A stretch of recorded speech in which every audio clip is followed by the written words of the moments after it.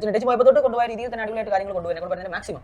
പക്ഷേ കോസ്മെറ്റിക്സ് അതുപോലെ തന്നെ കൂടുതൽ ഡ്രസ്സും കാര്യങ്ങളൊക്കെ ഒക്കേഷൻസിനും ഒക്കെ ആയിട്ടുള്ള ചിലവുകൾ ഞാൻ കട്ട് ചെയ്യും. കാരണം നിന്റെ കയ്യിൽ ഗ്രീൻ ഹൗസിൽ നിന്ന് ഇപ്പോൾ തന്നിട്ടുള്ള പൈസ ഉണ്ട്. അല്ലാണ്ട് വീട്ടിലോട്ട് അവൾ ഉൾപ്പെടെ എൻ്റെ വീട്ടിലെ അംഗങ്ങളാണ്. അപ്പോൾ എല്ലാവർക്കും ഉള്ള കാര്യങ്ങൾ ഞാനാണ് ചെയ്യുന്നത്, അത് ഞാൻ ചെയ്യും.